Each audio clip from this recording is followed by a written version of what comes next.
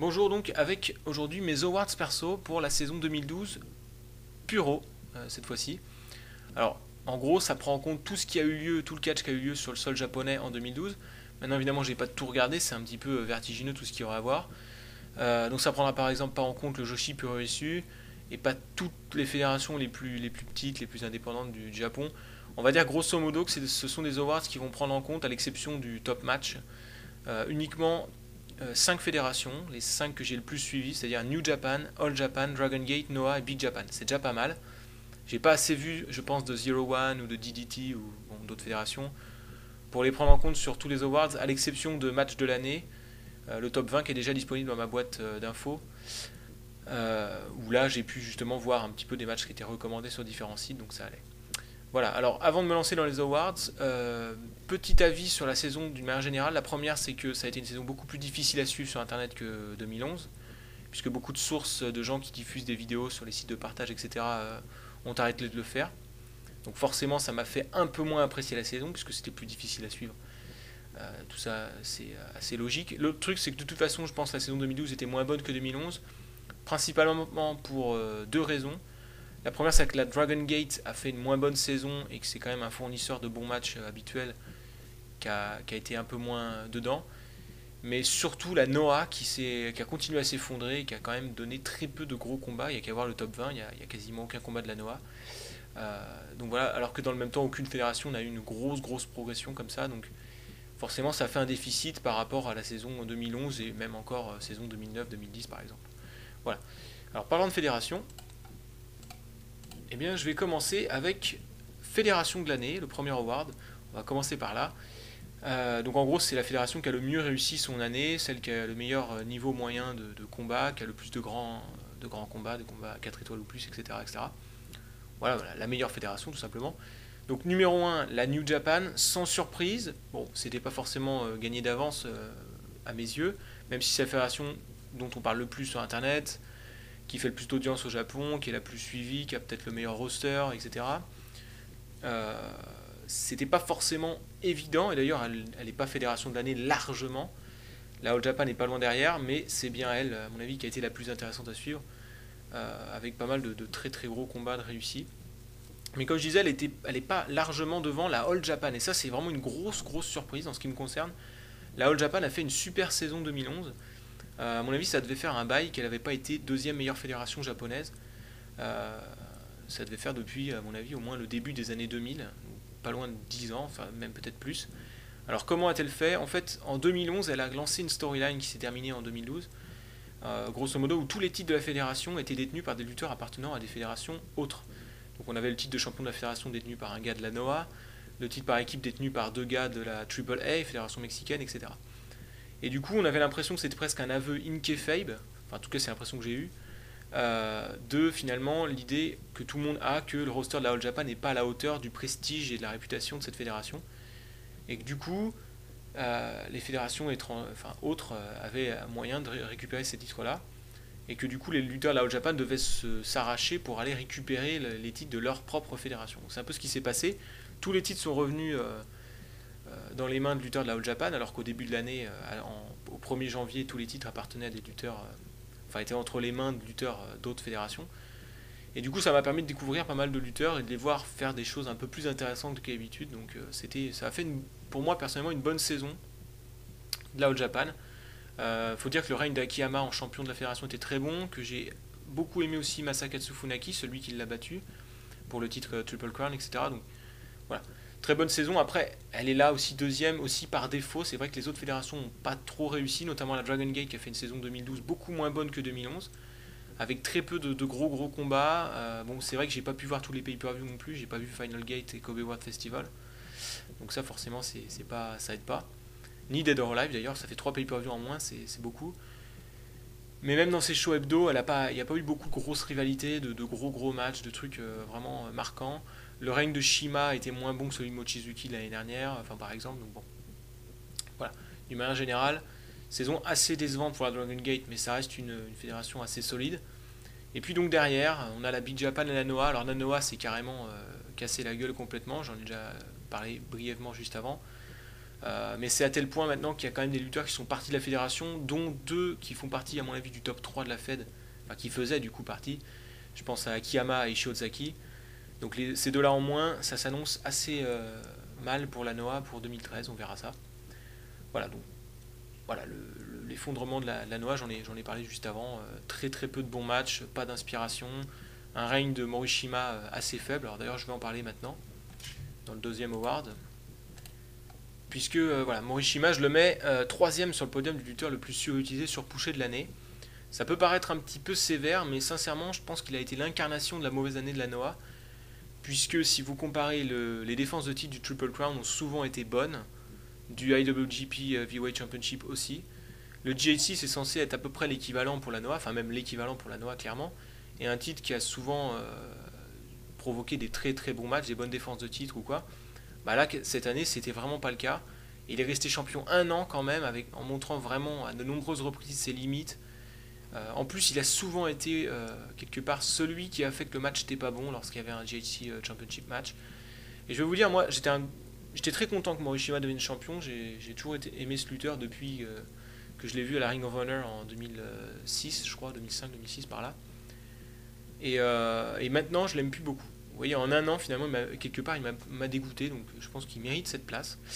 Voilà, maintenant devant lui, on a quand même Akebono. Bon, je crois pas que j'ai besoin de détailler pourquoi. Il a quand même été champion en Legia avec Ryota Hama, alors que bon, il est vraiment très très très limité. Vous allez me dire c'est son gabarit, mais Ryota Hama qui est avec lui, je le trouve vachement meilleur. Et d'ailleurs, Ryota Hama est plus gros que lui, donc a priori peut-être moins mobile, mais je le trouve meilleur. Il utilise mieux son gabarit, je sais pas comment dire ça, mais voilà, Akebono c'est un peu la merde, sauf que bon, on l'a pas trop vu. À la différence de Maibara Taniguchi, donc numéro 1, que lui on a énormément vu. Alors c'est pas vraiment un surpush, c'est plus une surutilisation ou plus une mauvaise utilisation. Parce qu'à la base, c'est Shuhei Taniguchi qui était un très bon lutteur de la Noah. Il a changé de gimmick, on lui a fait faire un heel turn, il est devenu Maibara. Il a mis ce masque et tout ça, il est devenu un peu un mec qui vient se faire des disqualifications, donner des coups de chaise, tout ça. Et du coup, il est venu pourrir des matchs, il n'a pas donné un seul bon match dans cette gimmick-là. Enfin, moi, je l'ai trouvé vraiment ultra poussif, parfois ridicule. Le seul truc bien avec lui, je dirais, c'est sa musique d'entrée. Voilà. Pour ceux qui connaissent, c'était Ministry, donc voilà. Je passe. Je pense qu'il n'y aura pas trop de contestation sur ces awards-là. Alors maintenant l'inverse, lutteur plus sous-utilisé, sous-pushé de l'année. Bon, là du coup ça va être assez subjectif ce que je vais dire, parce que bon, c'est très compliqué de le faire sur plein de fédérations. Les raisons sont très diverses. On va dire qu'un sous-push à la New Japan, c'est peut-être mieux à la limite qu'un gros push dans une autre fédération, etc. Donc bon, c'est compliqué. Du coup, c'est en gros les mecs que j'aurais vraiment voulu voir plus, ou alors dans un meilleur rôle. Donc en premier, j'ai mis Kensuke Sasaki, parce que on le voit quasiment pas puisqu'il s'occupe de sa propre fédération de la Diamond Ring, donc c'est totalement justifié. N'empêche que le peu de temps où on le voit, je le trouve particulièrement en forme et bon. Et en plus que c'est quand même toute une star, ex-IWGP Champion et Triple Crown. Donc il a ce côté star power aussi qui manque un petit peu dans le Puro aujourd'hui. Donc vraiment j'aimerais le voir plus. Et voilà, c'est rarement le cas, on le voit très très peu. Donc, complètement premier à mes yeux. 2, Ishii Tomohiro, si je me souviens de son prénom, je suis pas totalement sûr. Bref, un lutteur que j'ai découvert cette année plus ou moins à la New Japan, parce que je le connaissais pas. Et je le trouve très très bon, il apparaît dans plusieurs matchs dans mon top 20 de l'année. Et j'aurais aimé le voir finalement dans des gros matchs, en 1 contre 1 notamment, et tout ça. Donc ça n'a pas souvent été le cas, donc il mérite à mon avis un plus gros push. En tout cas, je trouve qu'il n'a pas le push qui est à la hauteur du talent qu'il a pu me montrer. Et puis en numéro 3, Gamma, qui a été utilisé dans un rôle de comique de service à la Dragon Gate, alors qu'à mon avis il pourrait largement faire du main event, notamment en heel, je le trouve particulièrement bon. Il l'avait montré en 2005-2006. Bon là, à part asperger ses adversaires d'eau, il fait pas grand chose à Dragon Gate, donc c'est un petit peu triste. Alors ensuite, révélation de l'année. Donc j'ai en fait regroupé à la fois le côté rookie newcomer de l'année et le côté grosse progression de l'année ou quoi. Donc voilà, sous le terme de révélation, c'est assez transparent. Alors numéro 1, Okada, largement. Tout le monde mettrait Okada de toute façon, puisque le gars, moi... Enfin, personnellement, je le connaissais pas, ou vraiment, ou alors il m'avait pas retenu mon attention avant ça. Et maintenant, c'est un des meilleurs lutteurs japonais aux yeux de pas mal de monde. Puisqu'il a eu un méga push, et je dirais qu'il a à peu près justifié le push qu'on lui a donné. Donc ça, c'est quand même remarquable. Donc numéro 2, Ishii, j'en ai déjà parlé juste avant. Voilà, c'est l'idée que... Moi, je connaissais pas du tout ce gars-là qui a fait apparemment ses débuts en 96 Et du coup, je l'ai vu et je me suis dit, mais il est vraiment pas mauvais celui-là, donc bon. Et puis numéro 3, alors là, je vous mets au défi de trouver qui c'est. C'est un lutteur qui a lutté à la Big Japan. Donc déjà, on n'est pas nombreux à regarder la Big Japan. C'est un lutteur autrichien, un big man, il doit faire 1m90, 130 kg, un truc dans le genre, 140, je sais pas. Il est apparu sous le nom de Big Van Walter. Alors je l'ai pas vu dans beaucoup de matchs, mais à chaque fois que je l'ai vu, je l'ai trouvé vraiment très bon. Et surtout, je l'ai trouvé très prometteur. Donc c'est ce que j'appelle une révélation. Et je me dis qu'il fera peut-être toute une carrière et que je pourrais dire, grâce à cette vidéo, enfin ce diaporama, que je suis dans les premiers à l'avoir repéré. Parce que vraiment, il m'a paru très prometteur. Et avec le gabarit qu'il a, vu qu'il n'y a pas non plus énormément de big man dans le monde, ça ne m'étonnerait pas qu'il fasse toute une carrière et qu'il échoue un jour à la WWE, pourquoi pas, ou quoi. Voilà. Ensuite, Gaijin de l'année. Alors Gaijin, ça désigne en fait les lutteurs qui ne sont pas japonais, mais qui luttent quand même au Japon. Alors je me suis rendu compte qu'il y avait très peu de Gaijin actuellement dans les différentes fédérations japonaises, et que la plupart des Gaijin utilisés au Japon étaient des junior heavyweights, c'est-à-dire des lutteurs poids légers. La seule exception à ça, plus ou moins, c'est Taiyo Kea, qui est numéro 2 là sur le podium, puisqu'il est hawaïen, donc américain. Maintenant, il a tout le temps lutté au Japon, je ne l'ai jamais vu lutter ailleurs. Il est quasiment japonais, je crois qu'il doit parler japonais ce gars-là. Donc bon. Mais c'est quand même un Gaijin, donc je le mets là. Très bon lutteur poids lourd d'ailleurs de la All Japan. Maintenant, je le mets derrière quand même Loki, qui a fait une saison remarquable, que ce soit au Japon ou dans les Indies US. Je l'ai trouvé excellent cette année. Pour moi, il a énormément progressé en fait dans son intelligence dans le ring. C'était déjà un bon lutteur d'un point de vue athlétique, tout ça. Ça ne m'étonnerait pas d'ailleurs que sa progression, il la doit à son passage à NXT et Florida Championship Wrestling. Et puis donc numéro 3, j'ai eu beaucoup de mal à choisir, j'ai mis Ricochet, qui à mon avis a pris un peu de bagage au niveau charisme et tout ça, attitude dans le ring. Et il est toujours aussi bon dans le high fly. Donc voilà, lui c'est du côté de la Dragon Gate, Ricochet. Maintenant on l'a pas vu énormément non plus à la Dragon Gate, il n'a pas dû faire la moitié des Infinities. C'est les shows hebdo de la Dragon Gate, donc voilà. Mais un peu par défaut, il n'y a pas beaucoup, comme je le disais, de Gaijin valables au Japon actuellement. Voilà. Alors on passe à des un peu plus gros awards maintenant. Tag Team de l'année, il faut savoir que la division par équipe au Japon, elle tourne encore à peu près, en tout cas mieux qu'en Amérique du Nord. Alors, numéro 1, j'ai mis Okabayashi Sekimoto, les lutteurs de la Big Japan qui ont été aussi à la All Japan cette année autour du titre All Asia. Ça aurait été mon équipe de l'année 2011 aussi. Excellente équipe de gros bourrins musclés là avec leur double German et tout ça. Enfin, ils sont géniaux. C'est surtout dans l'intelligence de construction d'un match et dans l'intensité qu'ils peuvent mettre sur certains moments du match que je les trouve remarquables. Alors un peu d'ailleurs la même qualité que je pourrais faire pour les numéros 2, donc Akiyama et Saito, les spécialistes par équipe de la Noah, qui ont encore eu le titre par équipe cette année. Donc une excellente équipe, très très brillante là aussi dans l'intelligence pour construire un match. Et ajouter à ça le fait que Akiyama est un excellent lutteur, donc ça apporte pas mal. Et puis donc numéro 3, il y a quand même un gros écart entre les 1 et 2 et le numéro 3. Alors j'ai hésité pour le numéro 3 entre deux équipes de la Dragon Gate. Donc celle qu'on voit là, Shingo Takagi et Yamato, que je mets au-dessus de Don Fuji et Masaki Mochizuki. Ce sont les deux équipes qui ont à mon avis été les plus intéressantes à suivre. Maintenant Yamato et Shingo à mon avis donnaient un peu plus de combats remarquables cette année, ont été un peu meilleurs, les deux leaders de la stable Akatsuki. Donc voilà, je mets eux. On peut remarquer que chacune de ces équipes a détenu un titre par équipe important cette année. À l'image, enfin sur les photos on les voit ces ceintures là d'ailleurs. On remarque aussi quand même qu'il n'y a pas d'équipe de la New Japan, et c'est vrai que j'ai pas été très emballé perso par la team Tenzan Kojima. Et en dehors de celle-ci, il n'y a pas grand chose en équipe à la New Japan, enfin d'équipes qui sont vraiment régulières. Et la All Japan, c'est pas top non plus. Il y a eu Omori Soya qui a été championne, qui tourne à peu près, mais c'est pas non plus extraordinaire. Donc voilà. La division par équipe se porte pas super bien, mais au moins avec deux équipes comme les deux que j'ai mis sur les deux premières marches du podium, on arrive à trouver des bons matchs par équipe assez régulièrement. Alors avant de m'attarder sur le lutteur de l'année, toutes catégories de poids confondues, je voulais faire un point sur les junior heavyweights, c'est-à-dire les lutteurs poids légers. En gros, c'est à peu près moins de 85-90 kg. Je pense que ça dépend peut-être bien d'une fédération à l'autre. Alors forcément, il y a deux lutteurs de la Dragon Gate, on pouvait s'y attendre puisque quasiment tout le roster de la Dragon Gate est composé de lutteurs junior heavyweight, et que c'est une fédération qui a une qualité de show moyenne assez bonne, donc forcément ça aide. Maintenant, le premier, c'est toujours Loki. J'en ai parlé tout à l'heure, donc je ne vais pas répéter ce que j'ai dit. Devant donc numéro 2, Masaki Mochizuki et numéro 3, Bibi Hulk, qui sont quasiment les deux meilleurs lutteurs de la Dragon Gate. Le meilleur cette année, ça a peut-être été Shingo Takagi, sauf que Shingo n'est pas un junior heavyweight, c'est une des exceptions. Donc voilà, je les mets devant, mine de rien, Shima ou Tozawa de la Dragon Gate aussi, qui n'ont pas été aussi réguliers. Tozawa était super bien parti, mais la deuxième moitié de l'année pour lui n'a pas été terrible. Shima a un petit peu craqué sur certains gros matchs.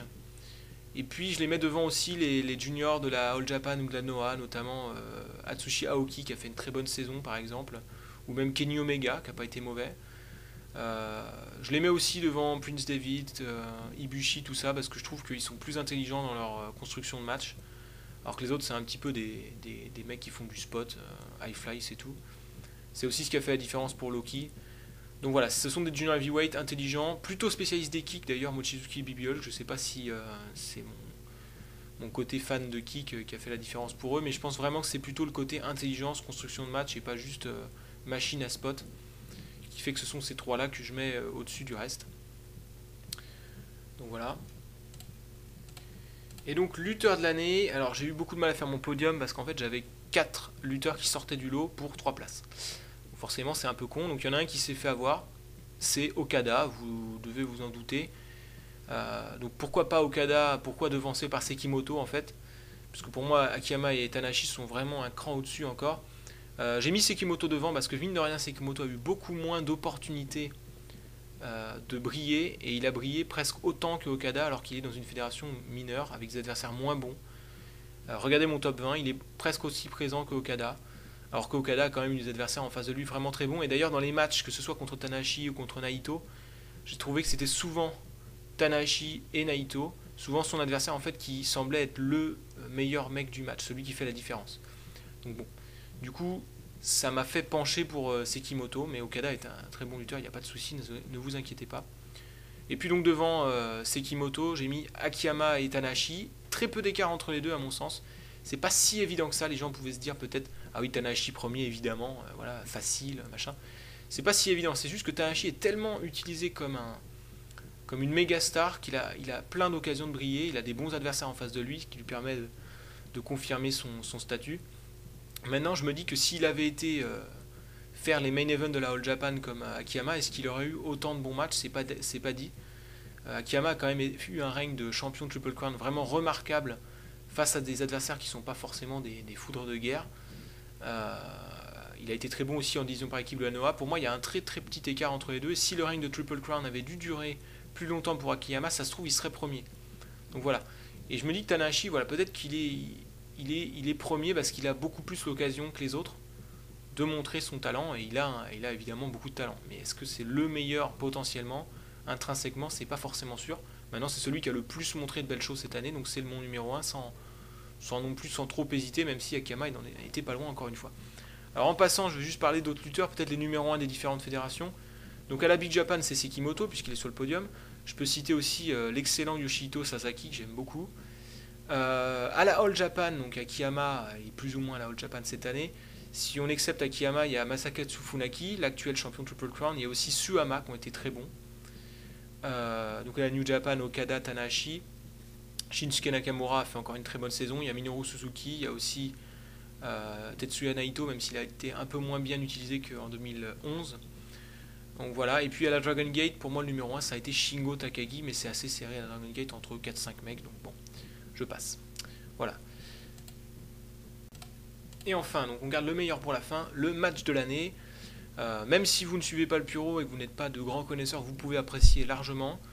Je vous recommande vraiment de regarder le maximum de matchs de Stop 20. Si vous avez du mal à vous procurer les matchs, n'hésitez pas à les demander. Donc là, vous avez sur cet écran juste les 3 premiers, mais vous avez dans la boîte de commentaires en dessous de la vidéo le détail du top 20 avec les dates à laquelle ont eu lieu les matchs. Donc pour le Tanahashi, d'ailleurs, Minoru Suzuki, c'est pas celui de Wrestle Kingdom, c'est l'autre, celui que le Wrestling Observer a noté à 5 étoiles, mine de rien. Moi, je lui mets 4,5. Même note pour le Suhama Masakatsu Funaki, match de l'année pour la All Japan. Et puis numéro 3, un match de la Zero One, tag team match vraiment plaisant. Pas mal dans le style de ce que Marufuji et Kenta en équipe avaient donné à la Noah au milieu des années 2000. Donc si vous aimez ce style-là, n'hésitez pas. Après c'est assez varié, on voit qu'il y a très peu de matchs de la Dragon Gate, mine de rien. Je crois qu'il n'y en a qu'un seul. Ouais.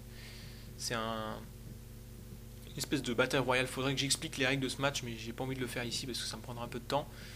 Voilà, il y a pas mal de matchs par équipe parce qu'ils savent faire des matchs par équipe vraiment excellents au Japon. Ça c'est clair. La Noah est pas très présente, comme je l'ai dit, il y a pas mal de matchs de la New Japan, je crois que c'est la fédération la plus représentée, avec notamment les Okada Tanahashi, il y a le Okada Naito aussi. Akiyama aussi un peu présent, ouais non, il a les... Ouais. J'allais dire, je pensais qu'il était plus présent parce qu'il y a un autre combat, le Akiyama Omori, j'ai failli mettre dans le top 20 finalement. J'ai mis Nakamura et Ishii contre Okada et Yoshihashi devant. Mais voilà, il y a de tout là-dedans, donc je vous recommande les matchs, il y en a pas mal qui sont dispo sur Dailymotion ou YouTube. N'hésitez pas, donc il y a des choses très différentes. Maintenant, ça reste un top 20 un petit peu faible par rapport à ce que le Japon nous a habitués. Comme je le disais, ça traduit le fait que la saison 2012 a été un peu moins bonne que les saisons peut-être 2008-2009. C'est vrai que 2010-2011, c'est pas non plus la grande folie. Et du coup, voilà, ça s'est traduit. Mais regardez peut-être déjà le top 3, je pense que vous avez de quoi vous éclater. Et puis si ça vous plaît, continuez après 4, 5, 6, 7, etc. Il y a des choses très variées, comme je le disais. Voilà. Donc j'arrête là. La prochaine vidéo, ce sera soit la review de Elimination Chamber, qui a lieu ce dimanche. Si j'ai quelque chose à dire sur le show, si c'est juste pour vous dire que c'est un show moyen et que j'ai rien de plus à dire, bah, je ne ferai pas de vidéo pour ça. Et puis ensuite, petite news sur ma chaîne, vous aurez normalement d'ici WrestleMania la vidéo consacrée au Undertaker Triple H de WrestleMania 27 et WrestleMania 28. J'en parlerai plus précisément parce que j'ai pas autant aimé ces matchs-là apparemment que la plupart des gens. Et puis je ferai un top 10. Alors j'avais dit que ça serait plutôt Vader le prochain pour qui je ferai un top 10. Des 10 meilleurs matchs donc d'un lutteur qui a fini sa carrière. Et j'ai décidé de faire le top 10 d'un gars qui serait intronisé au Hall of Fame cette année. Donc ce sera soit Bam Bam Bigelow, soit Mick Foley, et je pense que je vais privilégier plutôt Bam Bam Bigelow parce que je pense qu'il est moins connu tout simplement. Voilà. Donc je vous dis à très bientôt. Bye.